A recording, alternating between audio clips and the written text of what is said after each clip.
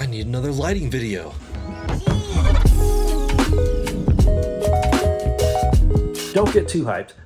Jackson still has much cooler DRLs than I do, but I'm still messing with those today. And I have something Jackson doesn't. The MX5things SmartFlasher from Flyin Miata. So as I mentioned in a previous video, there used to be a thing called TapTurn, which basically you put in your Miata, you set a certain number of blinks, and when you tap the turn signal, it would blink like 3 or 4 or 5 times, just like a modern car. It also canceled hyperflash, which was a big deal for people who didn't want to install, resistors for their turn signals that are LEDs. There is a spiritual successor now. So I got the MX5things SmartFlasher from Flyin Miata, and it does pretty much everything the TapTurn module did. And it even lets you, walk away from your car, hit lock, and the parking lights will stay on for 30 seconds. Plus, it's extremely easy to program. And I'm also replacing all my turn signals with LEDs, and I'm even doing the front ones that switch back between white DRLs and amber turn signals. Now, I mentioned it cancels hyperflash. What is hyperflash? Well, incandescent bulbs draw a certain amount of power, and LED bulbs draw much less power than incandescent bulbs. So, in cars, most cars, pretty much all cars, if an incandescent bulb starts burning out, it's drawing less power, the car detects that and it starts hyper flashing it to let you know, hey, your light bulb's about to burn out. LEDs, a common issue is that they will cause hyperflash because they draw so little current. Now, I've been using another set from Amazon that are hyperflash resistant. So basically, I think they put out more power to trick the car into thinking it's still feeding an incandescent bulb. That's a cool, nifty trick, but these are also, the ones I've been using have also overheated quite a bit. Maybe because they're producing so much power, I don't know. And then coincidentally, they start hyperflashing. So it's really not solved yet. Plus, as I mentioned, I wanted to try white DRLs. So I've decided I wanted to switch it up with new turn signals from AUXITO, but not any turn signals. That's right, my fronts I'm doing, as I said, switchback bulbs. So the NC2 and NC3 actually introduced 7443 as the bulb number for the front. I think before that it was 7440 all across the board. 7443 is dual filament, which means while the car is on, it's running. It's like your running lights or parking lights. So it's a little bit dim amber light, but then it brights up brighter when it's your turn signal. So these dual filament bulbs should in theory make the quote-unquote dim normal running lights the white ones and then switch over to amber when it's a turn signal, like a lot of modern cars do. But the rear bulbs are 7440, and then like I said, NC1 I think is 7440 front and rear, although the bulbs do fit the same like assembly, so they might be interchangeable a bit. Don't quote me on that. In fact, if you know everything about 7440 and 7443 because you're a nerd, put it in the comments because I'm sure other people are wondering the same thing. Anyways, enough jabber, let's go install these things.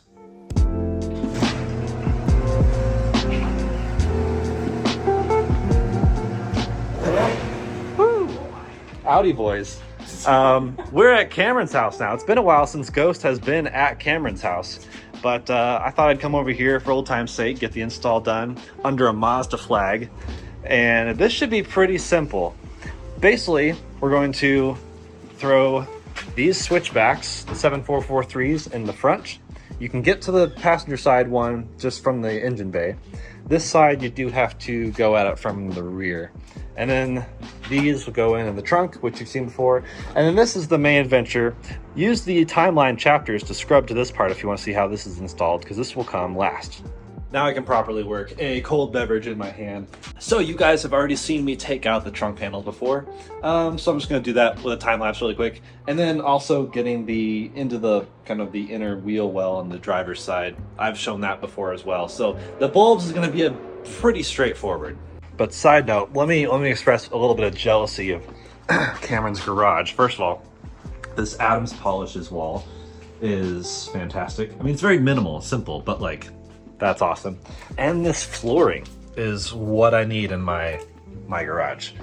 And well, of course the flag. The more flags, the better. GTR guy, that's kind of cool. But yeah, gonna empty the trunk out, pull these out, get to these bulbs. That's straightforward. The annoying ones are up front. We'll get to those in a second.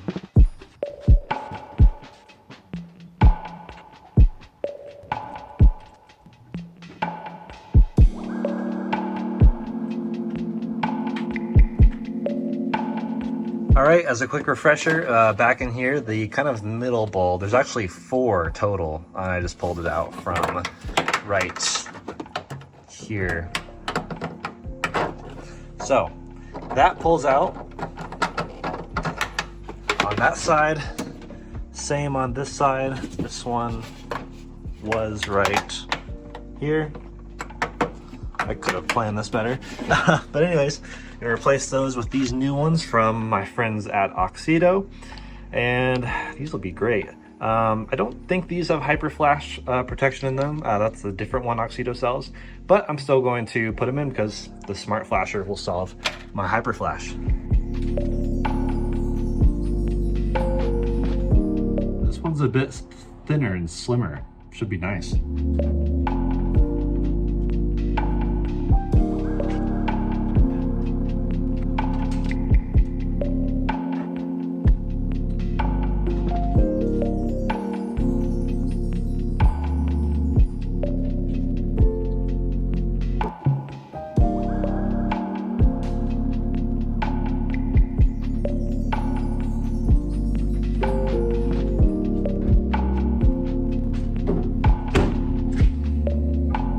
They are now in there, and I like them. They're actually a bit more subtle. They're black tipped instead of the like orange, or not orange, bronze or gold tip. See? I'll take that. Time to try the front.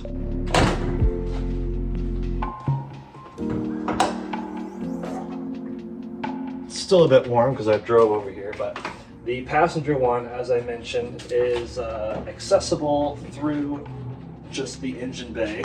It is tight, so keep that in mind, but it's doable. There we are. Looks pretty sweet, actually.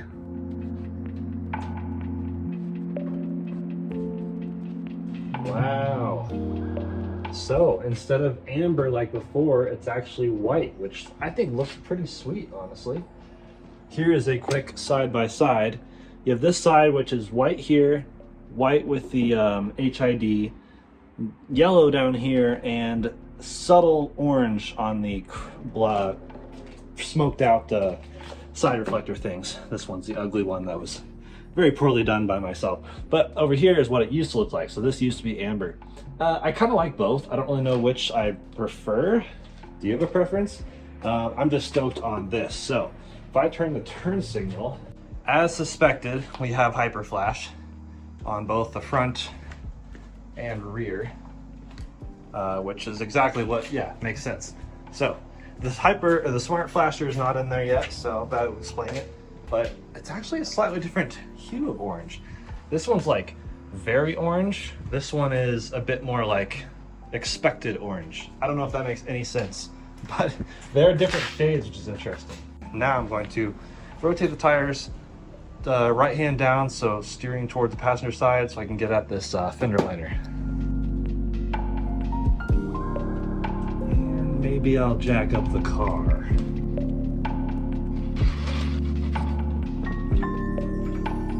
That should help quite a bit.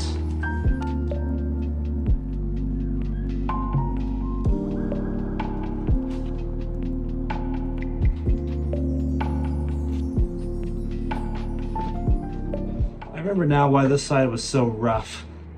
The old turn signals I'm pulling out are so long that the cable almost doesn't have enough play to allow for enough room for this to slide in. So the new one should be a bit easier. But I was right, you just gonna take 3 tabs out of the upper fender liner.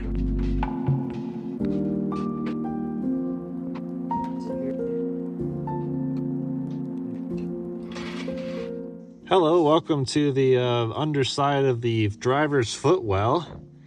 To orient yourself, there's the clutch. Right up here, this black thing is the flasher module from the factory. And this little screw right here is what has to come out. So I'm gonna pull that screw out, pull this factory thing out, undo this connector, put the new one in, wire it to the fuse box right there, and we're good. All right, sorry, that's impossible to film, but here's the thing. Once you pull the screw out, where'd the screw go? Oh, right there. This will come out, and you're also going to want to retain this. So you have to pull this off of the factory flasher, and that's what'll get you the way to install the new one. Here's the new one in the box. Sorry, it's hard to do this one-handed, but see, same exact looking thing, but newer and better, and does require its own piece of power, which is why we'll tap this fuse in a moment. But I'm gonna move this metal thing over now. Now that that's installed, right back up there, which is really hard to get on camera, but it's right where the other one was. This can be fed back behind, and basically where it has to go, there's instructions, which is great. Don't mind my messy dash camera wiring, that'll be fixed eventually. But this fuse right here where you see 7.5, that's where the instructions say to remove that. You'll plug this new one in, and it will essentially tap the fuse. So what tapping the fuse means is this will take the place of that fuse, and it has 2 spots in it. So it basically gives you where that one was before, but also adds a secondary one. This draws the power for the SmartFlasher. Once again, the instructions for this entire install, including what I've already shown you, are on Flyin Miata's website. Just go to the instructions section where you find the product, but I'm gonna throw this together really quick. Also, there is, typically a fuse puller device right in this nook there, but that has apparently disappeared in one of my mini modifications.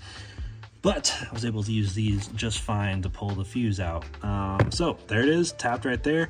It intentionally angles down into the open space so that it doesn't obstruct anything else. And the lid is on, and we are good to go. Good to basically test it out. So, going to flip the lights on, put on accessory power, and wow, no more hyperflash. Turn signal in the rear works just like normal. Turn signal in the front works just like normal. And once I turn the front one off, it switches back to white, which is awesome. So it is now a switchback. Looks super cool, looks a bit modern, I guess. And let's see, a moment of truth. If I tap it, oh, I just tapped it and it blinked 3 times. Going to go double check how the programming works, and I'll tell you everything you need to know in 1 second of video magic. You join me a few days later, just finished my Costco shopping, and I have been living with the SmartFlasher module for about 5 days now. So let me tell you everything you need to know about programming it. Firing the car off right now. It's really quite simple, honestly. The car is off. To go up a set number of blinks or down, you just start the car with this up. Now I'll start the car, and that has programmed it now to 5. I had it programmed to 4. So now, if I just tap it, 2, 3, 4, 5. So now I want to go back down to 4. Same situation. The only bummer about this is that if you want to go from, say, 5 to 1, it's a lot of starting your car up. So that should take me back down. So now, that's 4, which I think I like. By default, out of the box, it comes with 3. And that's fine. That's actually standard for all the modern cars that have TapTurn. I personally liked 4, just felt like 1 extra was good. It just means I'm a little bit more visible to the ladies and gentlemen who are on the street. And yeah, it seems to work great. The other thing is the thing where you get out of your car, which I will do now. Get out of the car, lock it, and you walk away, and these will stay on front and rear for 30 seconds, which I really like. It means I never question whether I actually locked it, because I can just turn around and look at the car and those are still on. So that's the walk away parking light thing that turns on. The only other thing, like I mentioned, is to enable that, you have to go up all the way past 6 blinks. That will turn it on. Then you can go back down to the number of blinks you want. So I had to go up to 6 to enable it. Then I turned it back down to 3, 4. And then to turn it off, you have to go all the way back down to 1 and then go down 1 more. And that's how you turn those parking light features off. Also, back in the car, it turns out this thing actually makes a different turn signal noise than the factory turn signal box. Listen. Sounds a bit more clicky and modern. So that's it for my turn signal / DRL update. I'm gonna go warm up some, it is the season for shepherd's pie. No, this is not homemade. I've made really good homemade shepherd's pie, but Costco has shepherd's pie nowadays. So shepherd's pie on Oktoberfest is happening tonight. Yeah, let me know what you guys think of the mod. Let me know if you have any questions. I tried to answer all the things I could think of that might be questions, but as always, dip down in the comments below to leave your questions, and I'll leave some answers, and we'll hang out down there and have a good time. And yeah, no cool angel eyes like Jackson has on his car, but we all got to start somewhere, right? Right?